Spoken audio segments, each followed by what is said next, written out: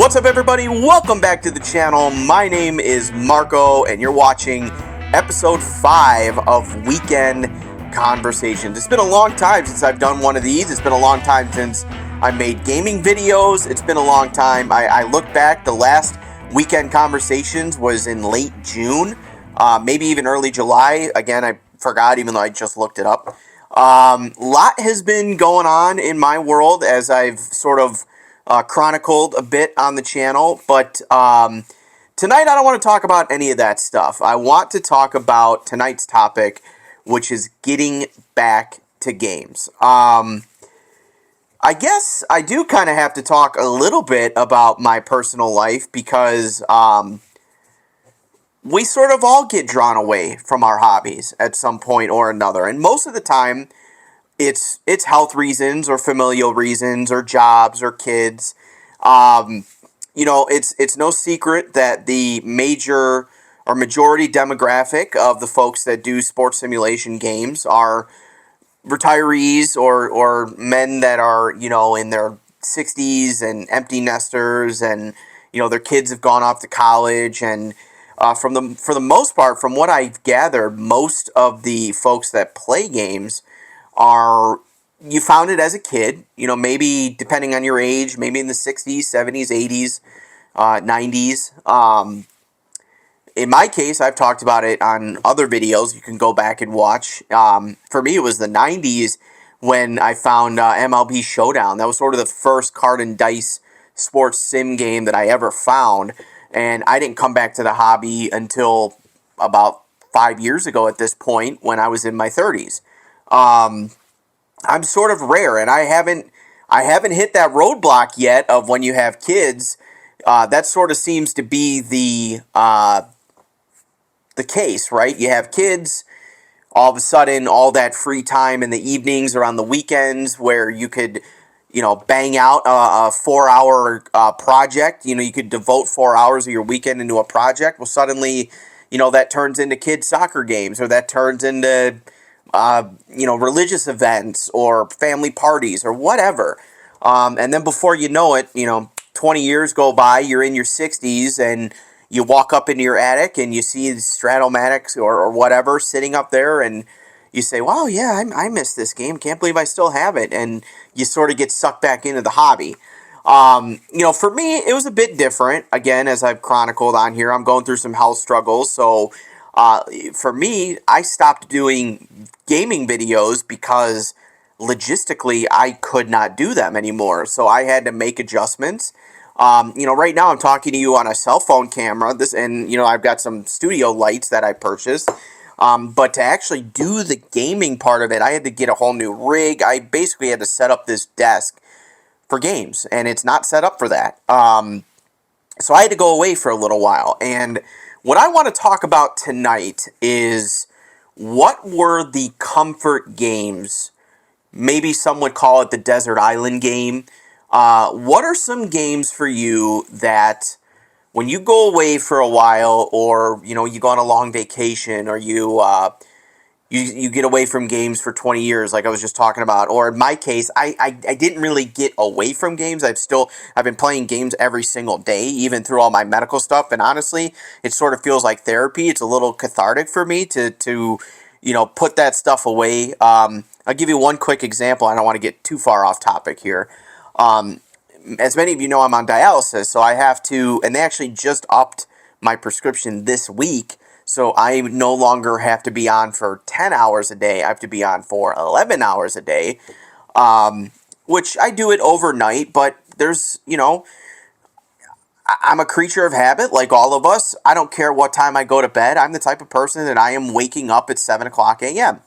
Whether I went to bed at 2 a.m., I don't do that much anymore, or I go to bed at 10:30 at night, I am up at 7 o'clock. Well, if I didn't, get on my machine until 10 o'clock, let's say, well, I can't start unplugging until 9. So for those 2 hours, I'm sort of chained, and the cord is only long enough to reach here or my restroom or my bedroom. So what I found is I would get up, I'd come right here, I'd grab a game, and I'd start playing. And for those 2 hours before that thing starts beeping, and it does beep, I get lost in the game, and I really dive in, and I've been able to knock out a lot of projects doing that. But I digress. What I really want to talk about is, what are those desert island games for you? What are some of that soul food, that comfort food that you eat, when you've been gone for a while? What does that look like for you? Let me know down in the comments below. Unfortunately, I'm still not equipped for live videos, so I can't, real time interact with you guys. I wish I could, but I'm speaking to myself in the future. I will be commenting down below. And then I'm going to talk about some of the games for me. So, for me, right off the bat, Desert Island game is Stratomatic Baseball. The reason being, it's the first card and dice game that I invested in. It's the first card and dice sports simulation game that I really dove into. As my my other desktop pops on, I'm not sure if you guys can see that or not. I don't think so. I hope not. Otherwise, this video is going to be redone. I mentioned MLB Showdown. They don't make it anymore, as far as I know.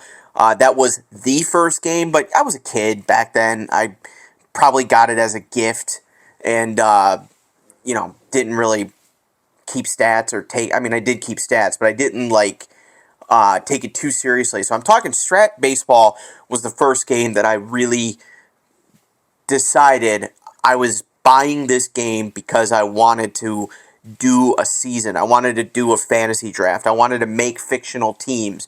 I wanted to watch the storylines unfold. I wanted to find a world champion. I wanted to see who the playoff teams were. I wanted to go through the offseason and bring in new players, which would be the new set. And buy it every year to get the new updated cards so I could put those players on their respective fictional teams. And so for me, number one, it is going to be Strat Baseball. I'm on year 5 of Strat Baseball. Unfortunately, or fortunately, my gaming collection has quadrupled in the past year, if not more than that. So with every new game that comes in, the Strat Baseball drops a little bit more on my priority list. I think right now it's probably not even in the top 10 of projects that I'm worried about, even though I'm in my 5th season of my fictional league. And I'm not even close to being done with the 5th season, by the way. The way it goes, I may end up going from completing one season every calendar year to one season every 2 calendar years, because I'm not going to get a season done in 2023. And I'm a little upset at myself because this will be the first year since I bought Stratomatic Baseball back in 2019 that I will not finish a season. So that's I got 6 weeks left, so not a lot of time to get that done. So that's my number one. My number two, I would probably have to say Appa Golf would be my number two. I've talked about Appa Golf a lot on Weekend Conversations and in the Appa Golf videos, and if you want to check those out, I'll put the links down below. Appa Golf was, and I'm being very facetious here, but it's a game that saved my life.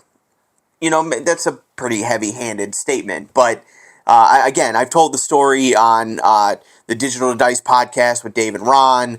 I've told the story on this show. I've told the story on the Appa Golf show.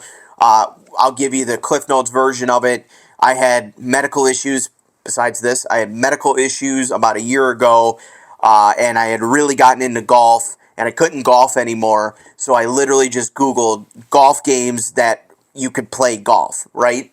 And Appa Golf came up, and there's that debate of Appa Golf versus ASG Golf, and I've yet to play ASG. I've watched a bunch of videos about it. It seems very similar. If I'm not mistaken, you could even use the same courses. Like if you have a Appa Golf course printed out, obviously, you could use that course at ASG Golf. Could be wrong about that, but I think you can. But no, so Appa Golf for me, I couldn't physically play golf anymore. So I started playing Appa Golf. And I probably played that game for 8 months straight. And no other game. Another desert island, speaking of golf, is probably History Maker Golf by Play Games. I just love, I've heard from some people, and I won't name names, but I've heard from some people in the community that they're not crazy about the Apple Golf, or excuse me, about the Play Games system of qualities versus numbers. And I actually have planned a weekend conversation video about this coming up in a couple of weeks, so stay tuned for that, on my thoughts about that. But these very same people that talk about qualities versus statistics, most of the majority opinion, I would say, is, yeah, I'm not crazy about History Maker Baseball, or I'm not crazy about second season, but I love History Maker Golf. There's just something about it that is different. Where else can you simulate an entire golf tournament from start to finish? You can't really do that in Apple Golf. One tournament with 100 players or more would take you, without exaggeration, a year to do one tournament. I really believe that, because you got to do 18 holes with 100 different golfers. I don't know about you guys, but for me, one round of golf on Apple Golf is about an hour, if not a little bit more than that. Now imagine doing that for 150 players. There's just no way. Well, History Maker Golf takes care of that. Now, of course, I don't agree with the sentiments that History Maker Baseball and second season and the Play Games category aren't good. I'm very open on my channel about how much I love the brand. I'm basically, me and Steve Tower are like their biggest cheerleaders. I love everything that brand does, and they consistently knock it out of the park. As a matter of fact, the next two review videos, I can't remember if it's the next two or two out of the next three, are Play Game products. It's History Maker Baseball coming up, Hockey Blast coming up. I'm going to unveil my Blam season. It's last year's season, but I created a fictional set. I think it's pretty cool. I created team logos, all that good stuff, so I'll show that off in a future video. I can't say enough good things about Play Games. And again, to bring it full circle, even people, this is just my experience and anecdotally speaking, even people who aren't crazy about the engine per se of Play Games, they love History Maker Golf. History Maker Golf, sorry. Had a little phlegm or something going on there. I apologize. All right, another desert island game. See, this is where it gets really, really tough for me, because, for me, and this is going to sound so cheesy, but I really do mean it. For me, all of my games are like my kids almost. Like, I love all these games for very different reasons. It is very hard for me to dislike a game. And I don't think I've done a game on the channel that I disliked, truly. Another game, desert island game, is Red, White, and Blue Racing. For sure, that's a desert island game for me. And for one reason, really. And again, anecdotally speaking, and I think you guys will back me up in the comments. That game is so addictively fun that even if you are nowhere near a NASCAR fan, and I grew up an auto racing fan, F1, NASCAR, even drag racing, okay? But even if you're not, again, anecdotally, I have seen people say, I could not tell a NASCAR from an Indy car from a drag car, and I just love Red, White, and Blue Racing. It is just so damn fun. It's almost like two games in one with the race weekend qualities, the race weekend activities, and then the actual race day. It's almost like you're playing two games in one sitting, and it moves so quickly. You can get a 60-turn race done in about an hour and 10 minutes. And then I showed it off on the channel. The 75th anniversary set is maybe the most beautiful set that I've played with so far. That for me, another top-notch desert island game. Getting away from the Play Games a little bit, another desert island game for me, without hesitation, is Glory Days Boxing. That game has been incredibly fun.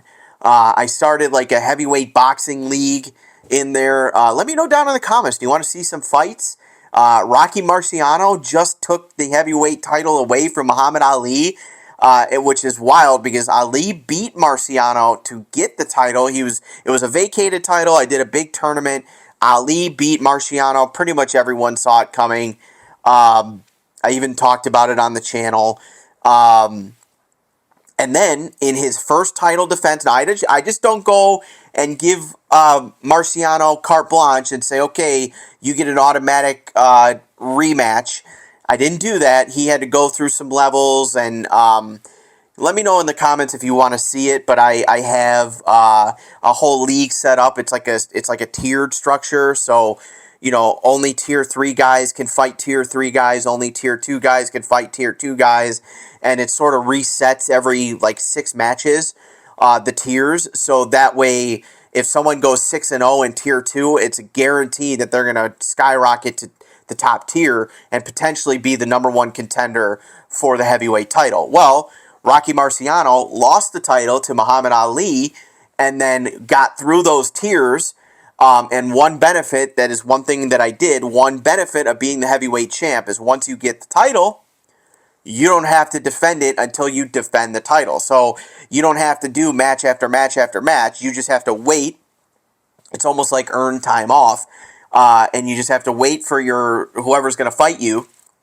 And it just so happened that Rocky Marciano got his rematch, and then he TKO'd Muhammad Ali, I want to say, in the 7th round of a 15-round title bout. I almost leapt out of my seat when it happened. It's just an awesome story. Of course, Rocky Marciano in real life never lost. And right now he's got an 8-1 record, I want to say, with 7 knockouts. So pretty damn close to real life there. And it's going to be interesting to see if Ali can get back to the top tier to get the title back from Marciano. We'll see. More Desert Island games. Man, now, again, this is getting really, really hard. Oh, boy. Man. See, this is where I wish I was live, because you guys would be throwing out some really great suggestions. I'm going to go with Fast Drive Football. That's another Desert Island game for me. That's a game that the possibilities are sort of endless. It's almost like the Let's Play Tennis that I talked about on my last video, where it's just sort of a football sandbox. Al Wilson makes it so easy to create teams with the created team set, module, document, whatever you want to call it. It's so cool to go through an off season. It's so cool to see off week activities. There's the college version, which I'm going to be featuring on the channel next month. The college football version. You could create fictional leagues. You can go all the way back to the birth of football, basically, and play almost any year that you want. I mean, the possibilities are endless. Yeah, you don't get the full statistical analysis, and you don't get, how many first downs and how many rushing yards, and you get touchdowns if you do the player finder. That's pretty good. I think there is a way too to get how long the touchdown was, if I'm not mistaken. I don't play with that. I just simply look for the final score and go from there. But again, another great game that is that's a football sandbox, if you will. And speaking of Let's Play Tennis, and I'm not going to belabor the point too much because I just did a whole video on Let's Play Tennis. I'll put the link down below if you haven't seen that yet. Again, I think for me, tennis isn't a, prime 5 sport, if you will. It's how should I say it? Sort of an acquired taste. But Play Games, again, knocked it out of the park and made a phenomenal game with Let's Play Tennis, and the fast action cards just make it so much better. Another game, getting back to Stratomatic, probably Stratomatic Basketball. That game is a lot of fun. If I'm not mistaken, Ron Juckets thinks that is Stratomatic's best game. He likes it better than football, hockey, and even baseball. See, it's interesting because now that I've played, I've probably played 15 to 20 different baseball games at this point, and it's hard to say if Stratomatic's my favorite because it's the comfort food that I'm talking about, or if it's legitimately an incredible game. It is a legitimately incredible game, don't get me wrong, but you can't do as much in that game as, say, History Maker Baseball, which that is the next video that's coming up on the channel. There's no umpiring, there's no crowd. There's a little bit of like ballpark and weather effects, but it's more pronounced in History Maker Baseball. There's team harmony, team dissonance in History Maker Baseball. There's none of that in Strat. In Strat, you get, Dave Gardner talks about this too. In Strat, you get the three versions, right? You get basic, advanced, and super advanced. And the basic is just, boom, boom, boom. I mean, you could probably get a basic Strat game done in 15 minutes. And then the advanced is probably a half hour, and the super advanced is probably 45 minutes to an hour. But yeah, I mean,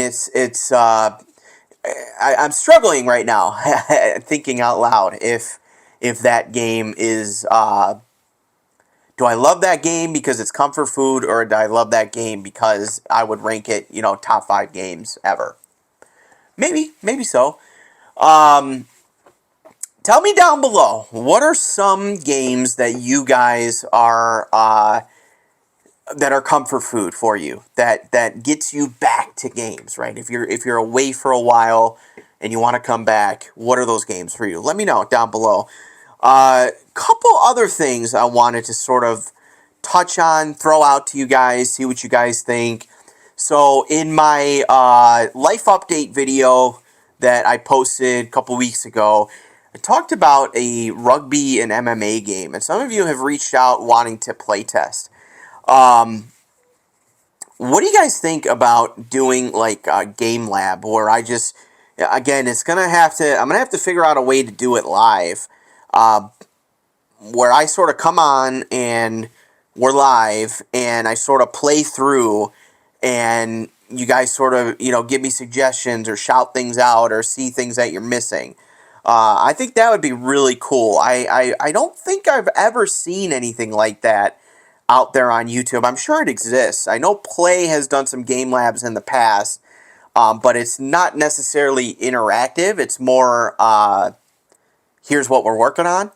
But I do understand the risk that they're work in progress, and to be quite honest with you guys, I've never designed a game in my entire life, so I'm a little bit nervous to kind of show my stuff if it's absolutely horrible. I happen to like it. I think the rugby game at least plays pretty well. The MMA game is still a little bit more of a germ of an idea. Do I have it still laying out? Yeah, I do. I've got some notes. A couple of notes actually here of just sort of sketching out what I want the cards to look like, or qualities, or ratings, if you will. And then third, this idea actually just came to me the other day. I want to do a Formula 1 game. I don't know if that bleeds through or not. Probably needs a backdrop here. I want to try and do a Formula 1 game, and unfortunately, all I could really come up with was in the same vein as Red, White, and Blue Racing, which is, A, I don't want to take their idea. B, they already have a Formula 1 variant, so I want to come up with something totally original. And of course, when it comes to games, all the games sort of operate the same, whether it's qualities or ratings. The engines are sort of the same. You roll some dice, you consult the chart tells you what to do, you look back to the card, depending on certain ratings, something happens. That's games, period. So would you guys be into that? Would you guys want to do something like that? Now, that would not be a show for the faint-hearted. It's not going to have all the pomp and circumstance and the bells and whistles of an intro video and music and all that. It would literally just be me popping on and saying, all right, here's my idea. Here's how it plays. How can I make it better? That kind of thing. And these are ideas that I do eventually want to release if I ever get them to a point that they can be released. So I think it'd be really cool. Maybe we're witnessing the birth of a new game company. I don't know. Who knows? So yeah, let me know down below if you'd be into that. If not, No hard feelings. I totally understand. It's not going to affect me playing the games. It's not going to affect how much I love all the other gaming companies because I love them all. I want to make games because and I'm sort of going way off tangent here, so I apologize. But for me, these ideas came out of games that I want to play, but either are not available at all, or they are available and I have played them, and there's something I don't like about them. And I'll leave it at that because I don't want to insult any game maker, because having tried to make a game in my very primitive stage here, I realize how freaking hard it is. So, and the amount of work that goes into these games is ridiculous, and that's why I always admire the craft of the games. And I know how hard it is. So, but I just, so you see where I'm coming from. Like the MMA game, for example. I am not aware of an MMA simulation game, number one. And number two, I know that it is highly in demand. I have had many people either say to me directly, or again, anecdotally say on forums or on Facebook groups or what have you, we would like a mixed martial arts, aka UFC game. Nobody's done it to my knowledge. To my knowledge. Maybe someone out there has. If so, I would love to take a look at it and try it out. The Formula One game. There's a couple of Formula One games out there, and they're all great. Legitimately great. But one in particular, and I won't name it, but one in particular lacks a certain, shall we say, je ne sais quoi, right? It lacks a certain flair. It's very rough and rigid, and it doesn't have the dress up, if you will. You know, the cards are just not well made. The charts are very confusing. The rules are very confusing.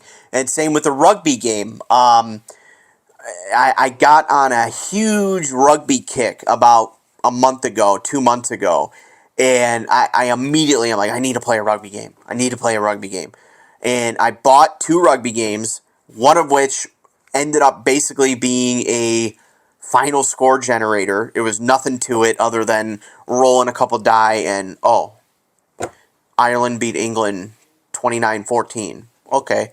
And the other one was, some of you have played it, was Between the Posts. I may feature Between the Posts on the channel. It's a perfectly fine game, but it is a full rugby sim, and I personally, this is just me, don't kill me, I'm sorry, it is a very well done game. I just have such a hard time understanding the rules and how it plays. That's just me. I know some people play it and love it. God love you. It's a great game. It's just not for me. So that inspired me, is if I were to make this game from scratch, what would I do? And that was the germ of the idea to start my rugby game. So, really long tangent. I'm going to digress. So let me know in the comments down below. Do you want to see something like that? Would it be cool to see something like that? And thank you to you guys who have reached out wanting to play test. It's awesome. This community never disappoints me, ever, ever, ever. All right. I think that's about it. I have absolutely no idea how long I went here. I think it was probably about half hour, 40 minutes, just looking at my watch. So I think we'll cut it there. Again, let me know down below in the comments, what are some desert island games, comfort games, what are some games that brought you back to gaming? You were away for a while, you had family obligations, you played when you were a kid, you had to stop playing, and now you're back. What was that game that drew you back in? Again, for me, the game that drew me to gaming was Strat Baseball. I've talked about it many times. I think the game that drew me back the most was probably Let's Play Tennis, just because I had looked forward to it so much, and I talked about how much I've been playing tennis actually in real life, so it was the perfect game at the perfect time. But that is to say, I love all the games, and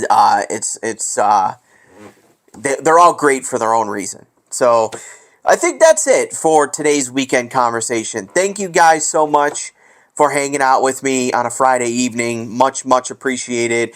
I hope you guys have a wonderful weekend.